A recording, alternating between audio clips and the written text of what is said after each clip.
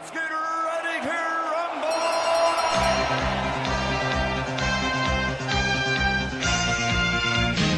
He's taken another one, and Howard Foster has stopped it! Wow!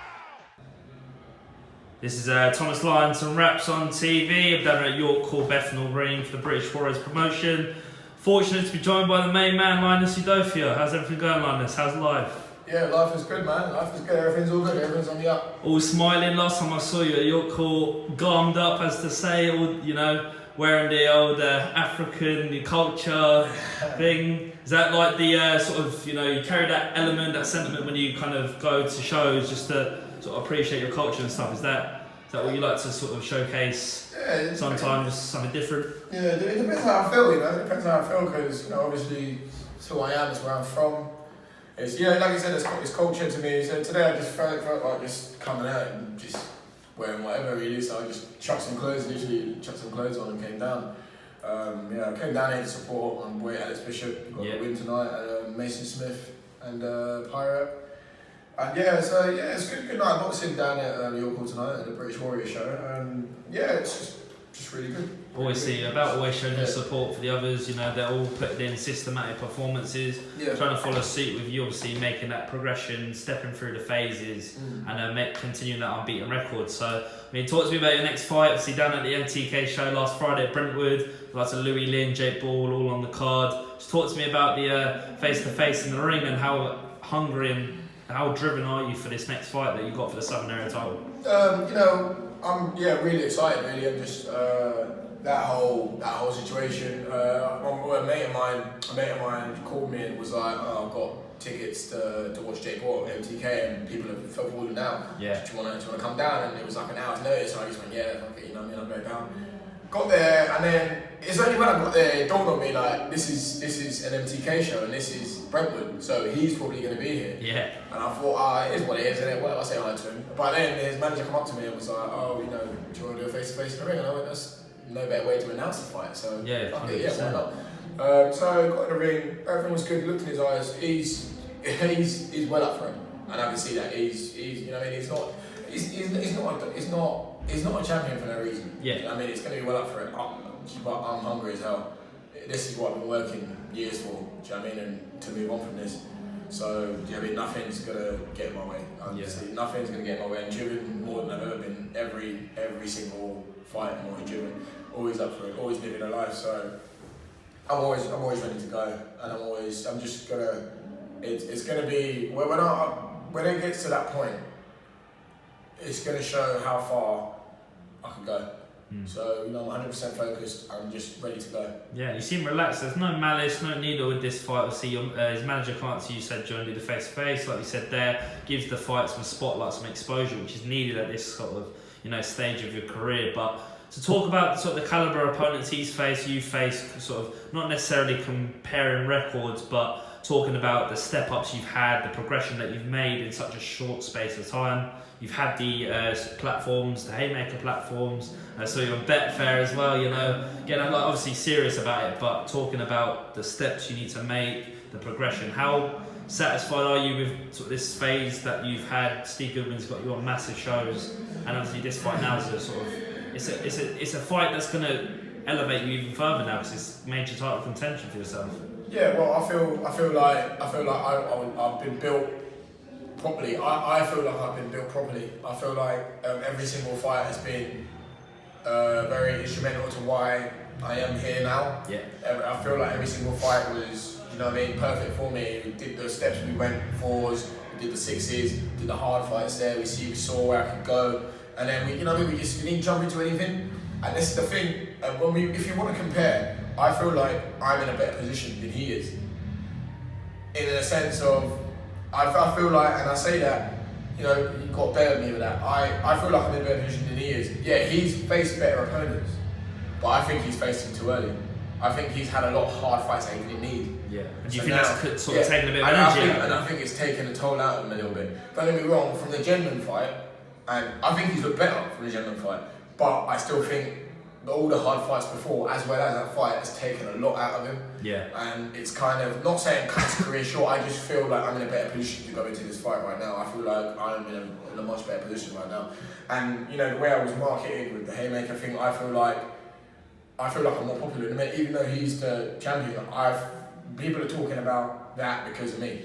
People are talking about the fight because I'm fighting him. And it's not just talking about you because of that, talking about you because you can fight, and you've obviously showcased that, and that's what it boils down to.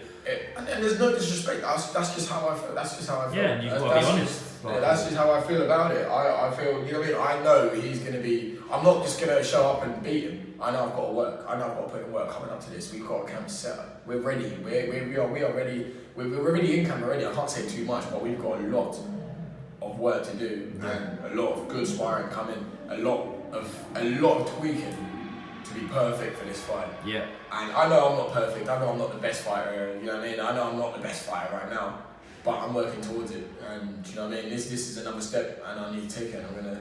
I mean, it's time to go. Yeah. Well, that mentality is shared. You know, even from the small horse scenes right to the top. I mean, like the likes of Canelo, Golovkin, they're not the best fighters in the world. They've still got improvements to make.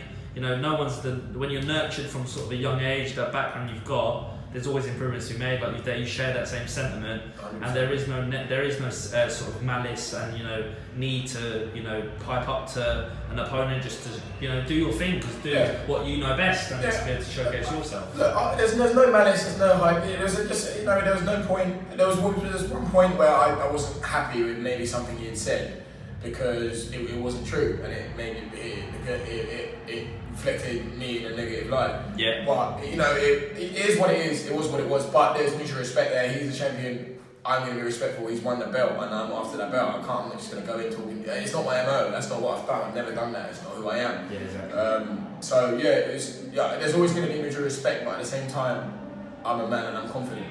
So I'm confident in my ability. I'm confident in everything I do. So I believe I'm going to win this fight. I believe I'm going to win this fight. I believe the fight's going to be a good fight. And it's going to be devastating. It's going to be devastating fashion. It's going to be in devastating fashion. But yeah, I'm expecting the best of Tay. You know what I mean? It's like, I've watched a few clips of him. My coach is doing all that for me. I'm not saying I'm not going to watch it, but we improve every day. We're improving every day, every week, we're improving. We're not the same fight we were when we fought last summer. We're not the same fight we were when we fought in September. Yeah. We're the same, you know what I mean? We're not the same fighter we fought when we fought last week. We're not. I can't expect to see that version of Tay. I'm expecting to see the best version of Tay, the fastest version of Tay, the sharpest version of Tay, the strongest and the fittest version of Tay, December the 1st. And Tay, Linus, obviously, you know, he holds the crown. It's strap season for a lot for you. It's strap season. You know, I mean, I know you're in camp mode. You've got the beard growing. You know, keeping it real and keeping it, you know. But yeah, like talking about this division, you know, there's a lot of, you know, light to be put on it with other divisions. You know, the welterweight division is stacked from top to bottom. British domestic scene.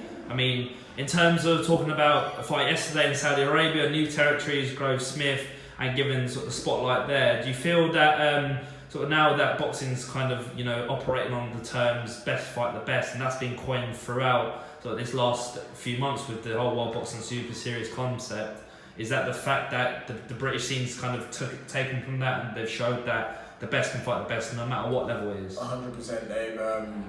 They've this year and the last 3 years, to be fair, the last 3 or 4 years, the British scene is really dominating in boxing, I'd say. And last night just showed, you know, the best fighting the best, and a tournament like that was just excellent for something like that. I feel like it's a bit of a shame that it wasn't in England, because it was two domestic fighters, and there could have been a middle ground, one's from Liverpool, one's from London. There could have been somewhere in the middle, you know, like they could have fought, or Manchester or anything. Anything. I just think it would have filled out better. It would have been a better atmosphere in England. But who knew if Jeddah made more financial sense? But in the end, it was a great fight. George Groves did. I don't think George Groves did anything wrong. I think Callum Smith was just the best. Yeah. He was the best I've ever seen, and the guy is big. And I know, like, a lot beforehand with the weight, people say he looked drained, he looked terrible on the scales. Who, George Groves? No, Smith, but obviously having to boil down the weight. But I personally thought he looked very strong. He looked very strong, very sharp. Very sharp. Strong late, because that was a 7th round stoppage. Yeah. I thought he looked strong even then, like stronger, if anything. You know what I mean? He started. I had it 3-3 by the 7th round. And I had it 3-3 on the basis of Smith wasn't doing a lot, but he weren't getting hit, but Groves was working. He was doing better work, he was jabbing better, he was doing a lot better things. And that was a really good fight to watch, to be honest. That was really good for British boxing. It's expanded the pools, you know what I mean? It's taken it to a different place, and it looked good. It was packed out. You know, it was a good show. It was a really good show. There's a lot of money that's gone into it. Exactly. So it's only highlighting boxing. So I'm happy with that. And then it was really good. It was a really good show. And obviously going through the tiers in the middleweight division, your division, Chris Eubank, JJ McDonough. Eubank's back. I mean, with a good performance against. I mean, McDonough's talking about how he's only had one sparring, which was with his brother, and all the sort of nonsense happened afterwards. I didn't even watch the fight. No. I don't really understand Eubank, really. To be honest. I know who he's fighting next, but that's going to be a really good domestic fight. But I'm not really a fan of Eubank, to be honest. Yeah, that's fair enough. I mean, I think he's done what he could, in my opinion. Yeah, I think he's done what he could. And I think it's the sense that he has been a bit ignorant towards, the fact that he's got Ronnie Davis in his corner. I mean, an experienced guy. He doesn't seem to want to, use that boxing IQ. He just thinks he can go about his stuff for a million punches. He could have really managed himself, and other people around him could have managed his career so much better. He could have made a lot more money. He could have done more things. He could have won more titles. Yeah, definitely. In my opinion, I don't think he can now, but I may be wrong. I don't know. I personally don't think he can now.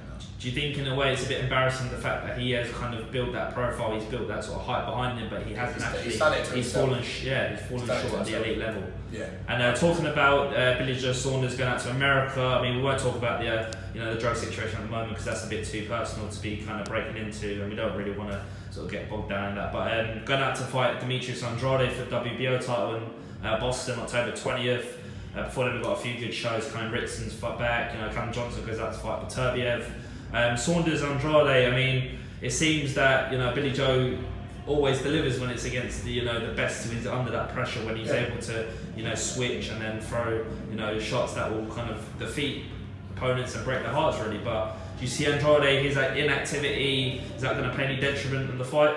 Yeah, I think Billy Joe another clean boxing performance. To be honest, I think he makes England proud again.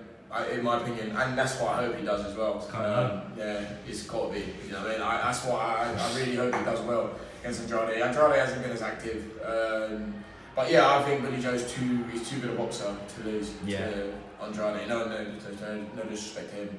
Yeah. And wearing the Luton jacket, jumper, fleece, sports fleece. Yeah. How the town doing this season, Linus? Have you been? Not too bad. They're getting there. I haven't really had the time I wanted to be at the games, you know what I mean, due to just going to camp, you know what I mean, everything's just started at 4 the other week, coming up to that, everything's just been quite on top of me, but maybe as soon as after the fight's done, I'm going to be doing pitch walk with him at some point in November. Yeah, of course, show that when that southern area crowd's there, do a little pitch walk. Yeah, and I'm going to be training with him at some point at the actual training ground, so, it's all on the up, you know what I mean, the town's doing well, there's nothing negative to report, really. Yeah, and I mean, I'm not going to let you go back and watch the boxing now, but it's been a pleasure having you on again. I mean, you always give me your time of day, and I love your drive, your passion. And I mean, you're switched on, and you know what you want from this sport. And it's great to have you on again, Linus. Thomas Lyons, Raps on TV. Make sure you follow this man's career and see him win the Southern Area title soon. Thank you. Top man. Nice one, Linus. Thank you.